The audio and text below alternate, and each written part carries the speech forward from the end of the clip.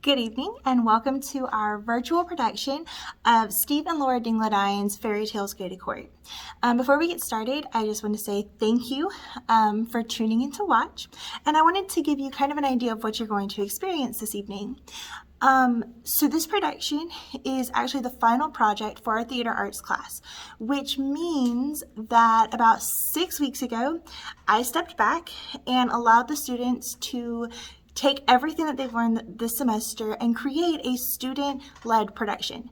This means that they casted themselves, they obviously acted it, but they also directed, they were stage managers, and they created all of the technical elements that you'll see. So the play posters that we had, the playbill, the costumes, set, props, all of those things, they were responsible for putting together. And this included both my in-person people and my virtual people. So this was a large task that they came together and created what I would consider a very solid production, one that I'm very proud of. Very proud of these students for putting in the work to create what you're going to see tonight. So without further ado, here's what they've got.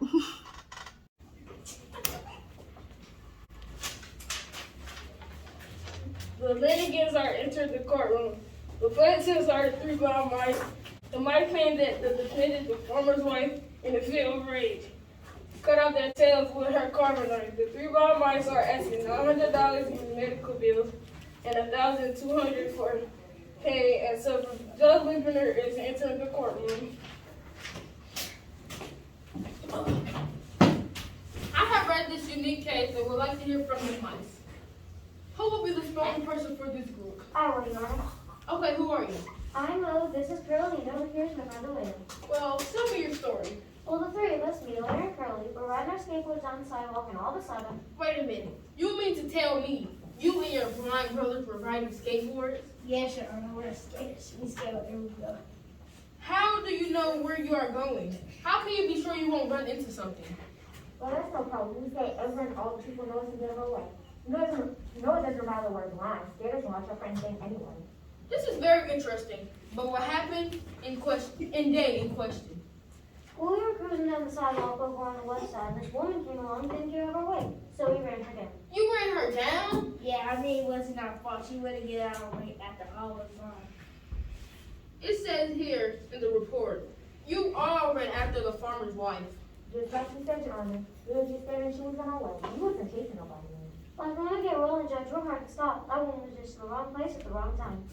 Ma'am, is that true? Your Honor, I was just on my way home from my part-time job. What is that job? I'm a wood carving instructor. Do you use a knife in your job? Of course, Your Honor. I teach you how to carve wood. I need a knife to do that. It says here in my report that you cut off their tails with a carving knife. Is that true? Yes, Your Honor, but let me explain. I was on my way home after class. I was walking down the sidewalk minding my own business. I heard a noise, looked up, and crashed. They knocked me down. Once they ran me down the first time, those skaters turned around and came back and ran me down again. Once was an accident, but twice I couldn't take it anymore, so I chased after them in a fit of rage, threw my carving knife in one swipe, cut off their tails. How long have you might be blind? Like for a long time, man. How long have we been blind, bro? It's when we lost our sight in the skateboarding incident. We lost our sight. I heard him. What kind of skateboard accident will cause all three to lose your sight? Well, it was right sunny day, and we was getting some sun, and it was blinded us. Yeah, that's it. Mo, Curly, and Larry, are these your tails? Wow, our tails! Hey, look, those are our tails! Hey, lads, quiet. We'll keep on to it. Yeah, quiet. Well, it seems that you have no trouble seeing your tails now. What do you have to say for yourself? Well, that's what we do. You don't want to hurt anybody, guys. All we wanted to do was skate. Yeah, skating is our life. It is the option of big that see these three mice or one, not blind. 2, did not give the right of way to a pedestrian. And 3, injured and innocent wood carver. I rule in favor of the defendant. As for their tails, they will grow back. Case closed.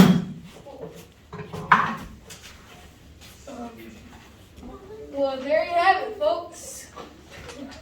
Where are those rats? I'll show them. They can't run me out and get away with it. I got to tell them last time. Next time, they'll be lucky to be alive.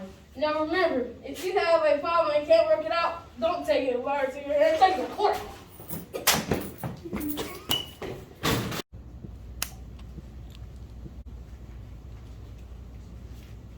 This case involves the pilferage of 1 peck of pickled peppers from the Peterson Pickle Processing Plant.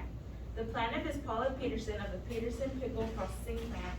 The accused thief is Petra Piper, an employee of the Peterson Pickle Processing Plant. Peterson Pickles, represented by the president Paula Peterson, is asking $200 in cash for the stolen peppers and $1,200 in damages for lost production time. Judge Lipner is entering the courtroom. I have read your case and I'm familiar with it. Ms. Peterson, would you please go first? I run a respectable business in the community. We package pickles properly, and along comes this purple woman almost runs our business. I must remind you, Ms. Peterson, that this is a courtroom and we must learn to control ourselves. Now let's continue. Ms. Peterson, when did you notice that the peppers in question were missing? Well, Your Honor, I was making my morning rounds in the pickling department of the plant when I noticed where pickled peppers should have been. Immediately, I called security and had them search the building. No luck, the pickles were gone. We found ourselves in a tight security that worked in. That would be quite enough, Ms. Peterson. Now let me hear from Ms. Piper. Ms. Piper, were you working in the Peterson Pickle Processing Plant? Yes, Your Honor, I worked in the pickling department. What was your job? I was in charge of packing the peppers in the pecks. Well then, you were a peck packer, right? How long did you work in Peterson's Pickle Processing Plant? 6 years, Your Honor. I started in the pepper picking department, graduated to the pickling division 3 years later, and out of my present position in packing. Were you working in the plant on the day in question? Yes, Your Honor. Did you have anything to do with the pack of pilfered peppers in question? Yes, Your Honor. I took them to the lab to run tests on them. What kind of tests do you run on these peppers? Well, Your Honor, the placidity in the pickle solution. A pepper must be at peace before we sell it. I object. This woman stole my peppers and I demand justice. One more uppers like Batman and I will send you out of this courtroom. What kind of test did you run on these peppers? The placidity test, a chemical analysis test, sir. You see, if a pepper isn't at peace, the pith is poor. Do you have the pith test results with you today, Ms. Piper? Yes, sir, I have them in my folder. Here they are. Your Honor, I must object. Ms. Piper, are these test results correct? Why, yes, sir. A Peterson pickle packer never makes a mistake, sir. This information is very interesting. It is shown here, Ms. Peterson, that your pickle pepper solution is polluted. What do you have to say about that? Well, Your Honor, you see, sometimes a pumpkin gets packed into a peck, and well, when there's some main solution hit some in the sun, certain pumpkin can occur. Your pickle packing procedures are suspect, Ms. Peterson. Well, sometimes things just happen. You see, once in a while, a little mistake can happen. According to these test results, all of the Peterson pickle peppers were polluted. Pollution is a very serious problem, Ms. Peterson. If you wish to stay in business, you have to practice proper pickle pepper packing procedures. For now, with the information I have, I find the Peterson Pickle Processing Plant guilty of pollution. No charges will be made against Petra Piper. Case.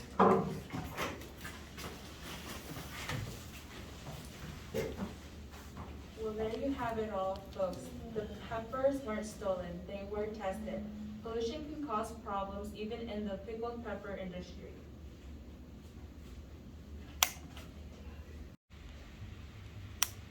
This case involves a farmer who claimed that his sheep herder and part-time musician neglected his sheep, thus causing them harm. The farmer is asking for $600 in charges for damages caused to his sheep. Judge Lipner is entering the courtroom. I have read this case and familiar with it. Farmer, I understand you have quite a large flock of sheep to watch. Yes, sir. You see, any experienced shepherd should have no trouble, sir. You see, the shepherd's union just doesn't let anyone graduate from shepherd school. Very good, sir, but what actually happened up there with the sheep? It was a Saturday, it's a Saturday in August, and I had finished working in the fields and decided to go out and check on Mr. Blue and the sheep. Well, when I got there, the sheep were everywhere. Some of them as the cows were in the corn. I found more sheep in the beans, some in the river, several of the rocks.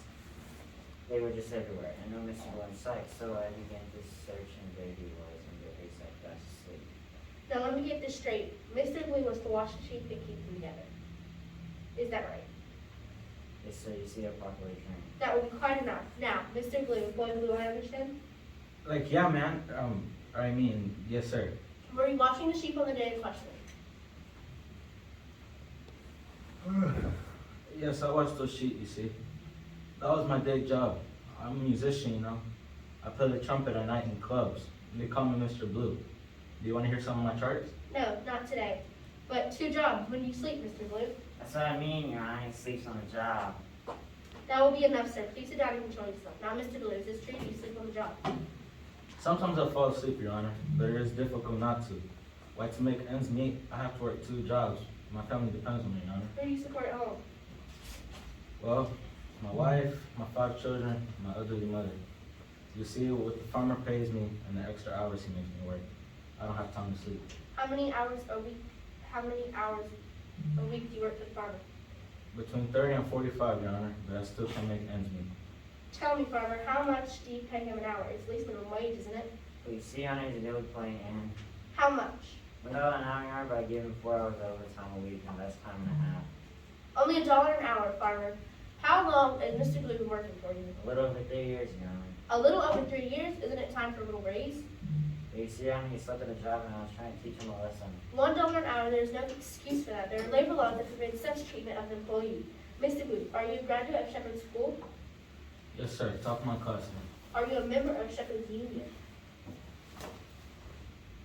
I know I should, sir, but you see, I can't afford to do so. This is one of the most extreme cases of unfair salary practices I have ever run across. I find you guilty of labor violations in ordering you to pay back salary to equal minimum wage for the past 3 years and the proper overtime for extra hours worked.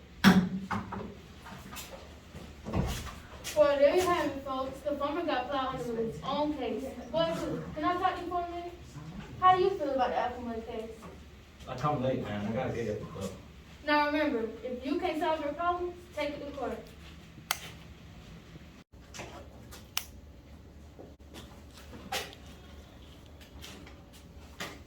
The litigants are entering the courtroom.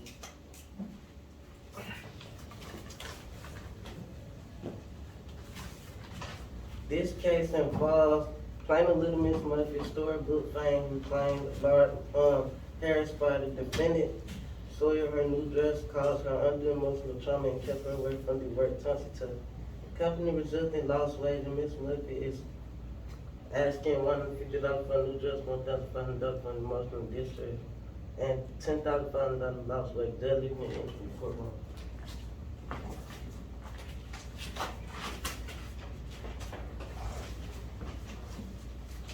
I have very good complaints and from reading with this case. Ms. Murphy, please tell your story. Well, Your Honor, Ms. Murphy, if you cannot continue. no, I'm fine. I can continue. It was a bright sunny noon, and I decided that I wanted to eat my lunch in a quiet place in the park. Your lunch, well, I see, Ms. Murphy. Where are you employed? Thompson's Tuppence, Your Honor. Thompson's what? Thompson's Tuppence. As a matter of fact, we are the world's largest. That would be quite enough. Ms. Murphy, please continue. Well, like I was saying, I was in the park with my lunch, minding my own business. I pulled out my tuppy and put it on the You pulled out your what? my tuppy, Your Honor. You see, I was testing out a new model for our fall line. You should see them. They are, Never mind about the Tuffy business. On with your story. yes, Your Honor. Well, let me see. Where was I? Oh, yes, I was about to put my tuppy down. You were probably like this one. It's fully full. Yes, ma'am. I'll stick with my story. I sat down, pulled out my lunch, and began to eat. I don't remember exactly what happened, but when I looked up, my dress was covered in curds and whey, and a large hair spider was right next to me. Let me tell you, Your Honor. Your lunch was all over you? It doesn't say for here what you had for lunch that day. Curds and whey, Your Honor. It was disgusting, Your Honor. Our food sung with big yellow and white Thompson Hawks and stuff that looked like. That would be quite enough. Why my outright like that? And I would hold you in contempt. Your Honor, I would like to offer Exhibit A to the court, my bowl of curds and whey. Oh my, that's awful. See, I told you, could you imagine what it is like to sit down next to that? No wonder you eat alone. That would be enough. Mr. Sparks, let me hear your side of the story. Thank you, Your Honor. I had finished a long morning of well bed after the night before. I was just about to finish the back entrance to my well when I caught a whiff of this awful smell. I became dizzy. Everything started to spin. I lost my balance and fell to the ground. When I woke up, she was holding that bowl. It was just awful. She was covered with that smelling stuff. She took one look at me and ran off. I became dizzy again and must have fainted. That is where they found me in a puddle of that. Enough. Did you make any attempts to frighten her? Oh yeah, oh no, Your Honor. I was still in the days. Miss Murphy, did the fire make any attempts to frighten you? I don't see why people don't like my curds and whey. Why I've eaten it for years. Miss Murphy, will you please answer the question? Well, yes, he frightened me, Your Honor. I was just eating my... Very good. Miss Miss Muffet, do you buy this food at the local grocery store? Oh, no, Your Honor, I'm making myself right in my own kitchen. Here it is. See for yourself. I have found that Miss Muffet was in violation of possessing and having substance. Several of the ingredients in her personal weight are classified as hazardous. She violated air pollution statute number 577 of 1991, Harrison Word. According to the law constitution of health hazard, Ms. Muffet, you are lucky that the Spider didn't file a suit against you and your smelly lunch. Case closed. I forgot. Well, there you have it, folks. Well, I think the litigates are coming up. Well, Miss Muffet, what did you think of the judge making the decision?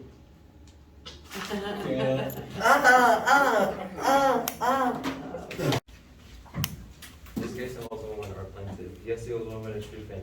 This sweet old woman did find her to do. She is suing her children for incredibility. The old woman's suit thinks that her 10 children or defendants are 1, out of control, 2, disrespectful, 3, noisy, and 4, messy. The children, on the other hand, have countersued the old woman for child abuse when she whipped them all soundly and sent them to bed. Judge Lutner is entering the courtroom to hear this case. Oh, woman, I have read your complaint. Please tell me more. Your Honor, these kids are just terrible. Why they just don't mind me anymore? I work all day long for them. I watch the onion. Very good, old woman. It says in the report that you have 10 children. Yes, sir, I do. I do this work for them. What kind of work do you do for them, old woman? Why? I feed them and clothe them, Your Honor, and they just don't show any appreciation for it. Yes, old woman, I see. But what have you done to try to solve the problem? Your Honor, I am their mother. I know that. Just how have you dealt with the problem? I was soundly and sitting in severe, Your Honor. Don't you think that is a bit extreme, ma'am? Oh, no, Your Honor, I would never abuse my children. Very well. Let me hear from the children. Children, what? Yeah, what you want? You were supposed to tell me your side of the story. Yeah, it's a bummer living in that old shoe. You just don't know how it is. It stinks. That just isn't enough room. Yeah, you should talk. My room is the top. It's so cramped in there. Your room is here. You have it all to yourself. Right, but I don't have any closet space. Big deal. You have so much stuff that none of us can even fit it in. Right. So much that the little island had was stolen or broken. Probably by you. I'll show you broken. Order, calm down, you two. Do you see what I have to do with every day, Your Honor? I just can't stand it anymore. Order in the court. You must not talk out of order in this courtroom again. I'm sorry, Your Honor, but the problem is these kids. The problem is that old shoe. I do the best I can. The best you can. Come on, Mom. Give me a break. Order in the court. Order, yeah. I'll order. I have a quarter pound of whole mustard. I see that there's a major problem here. One of the main problems is you, old lady. All you do is complain about the kids. Hey, Judge, relax, man. Yeah, like Cooley, dude. That's how I'm gonna be talking to. Order, you juvenile delinquents, get back there. I don't want to hear any more from you. You kids don't deserve. Now, wait a minute, Judge. These kids may not be perfect, but they aren't a juvenile. Now listen here, old woman. These kids are... That's how mom is calling old women. Contempt.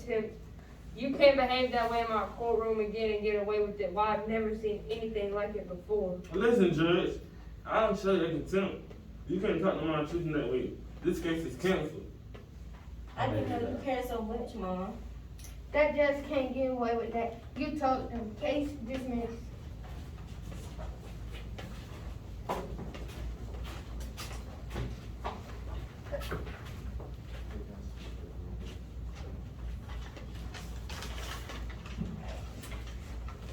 Well, there you have it, folks. If you have a problem, don't take the law into your hand. In your own hands, take it to the court. The plaintiffs are Miss Reggie, principal of Shady Grove Elementary School, and Miss Shua, a fourth grade teacher at Shady Grove. The plaintiffs claim that Mary Little Lamb Fame damaged the school and caused personal injury to several school employees. The plaintiffs are asking for $3,289.33 for damages to Shady Grove school property, $2,000 medical expenses for Miss Shua, and $1,500 pain and suffering for Miss Grungy. The plaintiffs further charged Mary's Little Lamb with criminal mischief and Mary with willful misconduct. Judge Limper is now entering the courtroom. have read the case and I'm familiar with it. Mr. Grundy, would you like to tell the court your side of the story? You see, sir, I was sitting at my desk typing important papers when I looked out the window and saw the lamb eating up the schoolyard. How do you know what land that lamb was? Well, it's the lamb that follows that girl to school every day. It follows her to school. It's against the rules, you know. Are we talking about man, the little lamb whose fleece was as white as snow? As white as snow would indicate that the lamb was clean and neat. That lamb was a dirty, smelly beast. I have order in this court. Now, who are you, and what do you have to do with this case? Well, I'm Gertrude Chibble, Mary's fourth grade teacher, and I thought the lamb school was just awful, so I just turned it out. So why wasn't that the end of it? I'll tell you, Ron, the lamb was always lingering here. Wherever Mary went, the lamb was sure to go. We just couldn't get rid of it. We tried the dog pound, they wouldn't take it. We tried the fire department. After a while, they wouldn't even answer our calls. We called the police, the sanitation department, even the local butcher, but no one would help us get rid of the pest. Well, now, May, what do you have to say about your lamb? Well, Your Honor, I was proud of the country and half my friends I live. My best friend is my sweet little lamb. He helps me with my chores, walks me to the store, and yes, follows me to school. I know it's against rules, but Your Honor, that lamb's part of the family. Wherever I go, my owner follows. What is so wrong with having a devoted friend? Well, now, May, that's not the issue here, but the destruction of my property is. My sweet little lamb is listed as white as snow would never harm property. These people are wrong. What is left now? I would like to examine him. I don't know, Your Honor. He's been missing for several days. Don't worry, kid, I just found him just. I bet he's just fine. Mr. Grundy, you just saw him. You bet he's just fine. How do you know this? She meant that she saw a lamb that looked just like him and that he was just fine. Yes, that's what she meant. It's you! You've kidnapped my lamb. You have him and won't let him go. Well, now, Mr. Grundy, you struggle? Times have been tough at school, Your Honor. It was Grundy said, yeah. I don't want anything to do with it, Your Honor. The golfers were digging up the yard, and the school didn't have enough money for the repairs. And Grundy thought she could get insurance money for the damage. Mr. Grundy, where's the lamb now? In the science lab at school, I was going to let him go in Michigan. My lamb! My sweet little lamb! I was proud of him. Well, what do you have to say for yourself, Mr. Grundy? I wouldn't have hurt him, Your Honor. It was Grundy's idea. I don't want anything to do with it, Your Honor. Grundy told me she would have my job and then go along with her scheme. Well, none, you went along with it, didn't you? Well, I guess so, Your Honor. The case against May and Lower Land claim is not dismissed, and I charge Mr. Grundy and Mr. Trevor with full force possession of the land to see was as white as snow. There you have it, folks. The case took a different twist. It could have been curtains for the lamb, but instead it's curtains for this play.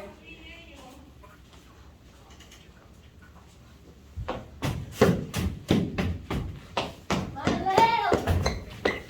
My lamb!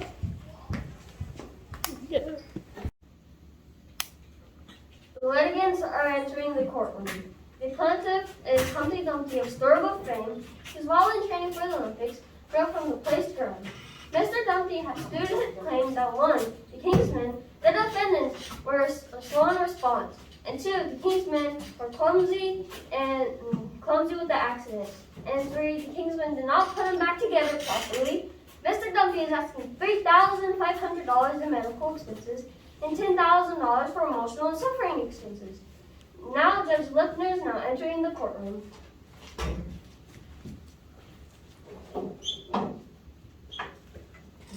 I'm familiar with the case, Mr. Dumpty. Will you tell the court your story? Well, Your Honor, I've been training for the King's Olympics team. I have planned to compete in the Olympics game next year, but that is impossible now. Mr. Dumpty, it says here that you fell from a wall. Is that true?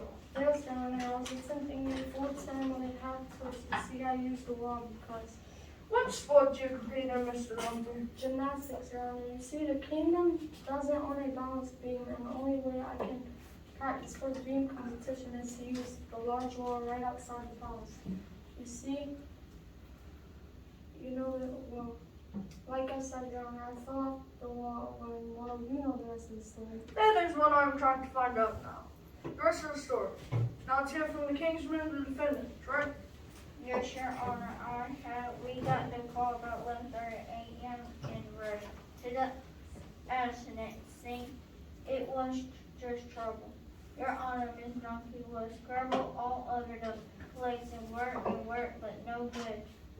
Too many cracks. If he had been horrible, Your Honor, we might have been able to do some good. What kind of training do you have for this kind of work? 3 years, Your Honor. I told you, but we don't have anything like this in things in school. You mean you were not trained for egg repair? Well, Your Honor, we were trained in first at the common and CPR, all the base necessary for anything that in the common. Yes, sure. Yeah. You ain't seen that they tracked so bad and all. It's the king's fault, Your Honor. Order. Order in the court. Oh, God. Maybe you want to say something. Please first still have a head. The past 3 years, the corner have been different from I wish would test the way they are in all wonder. King himself told me that the were all over 40% from 5 years again. Our morale has been at all-time low, sir. It seems that times are hard, sir. Get to the point. Yes, sir. The Kingdom just couldn't buy proper training equipment and training gear for the gymnastics team. They had to make their own parallel bar from Plumber's Park, borrow the rings from a circus, and the horse from a junkyard over in another kingdom. And as you know, they use a wall for a balance beam. We just don't have safe gymnastics equipment. I object, Your Honor. We do the best we can. Probably this is poor help. Poor help, is it? Why, if we had decent equipment, this accident would have never happened. There's organized slow help. That's the problem is. Order. Order in this court. Spare now. Mr. Dumpty, do you have anything to say before I make my final decision? It is true that our equipment is not the greatest, but Your Honor, but we do our best with what we have. The fact remains that the King's men was slow and disorganized. I have studied this case, and after careful research, do find the Kingsmen slow and disorganized. I run in favor of home team as trainer. After having checked the Kingsmen credentials, I found out that they were not certified for egg first aid. The Kingsmen had no business trying to repair that egg. I charged Kingsmen with egg repair without license.